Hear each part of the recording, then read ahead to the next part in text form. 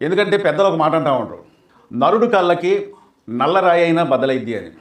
ఎందుకంటే ఒకరు బాగుపడితే ఏడ్చేవాళ్ళు, మనం ఏడిస్తే నవ్వేవాళ్ళు, మనం నవ్వితే ఏడ్చేవాళ్ళు మన చుట్టుపక్కలే కాదు, మనకు తెలిసిన వాళ్ళలో కూడా చాలామంది ఉంటారు అన్నమాట.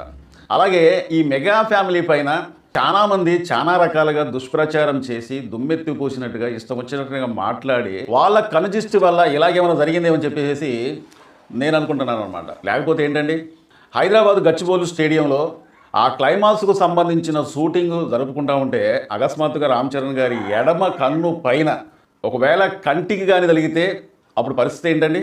మెగా కుటుంబం అంటే ఆ కుటుంబం ఇక చనిపోతాడు, ఇక రక్తం దొరకదు, ఈ గ్రూపు దొరకడం చాలా కష్టం అనే అనుకునే సమయంలో కూడా ఎనీ టైం ఎప్పుడైనా సరే చిరంజీవి బ్లడ్ బ్యాంకు దగ్గరికి వెళ్ళి పలాని రక్తం పలాని గ్రూపు కావాలంటే ఒక్క నిమిషం ఒకవేళ లేటు చేస్తే ఆ వ్యక్తికి ప్రాణానికి ఏమైనా ముప్పు ఇద్దామన్న ఉద్దేశంతోనే ఎట్లాంటి సమయాన్ని వేస్ట్ చేసుకోకుండా అప్పటికప్పుడే బ్లడ్ అందించి ఎన్నో వేల మంది ఎన్నో లక్షల మంది ప్రాణాలు కాపాడారండి.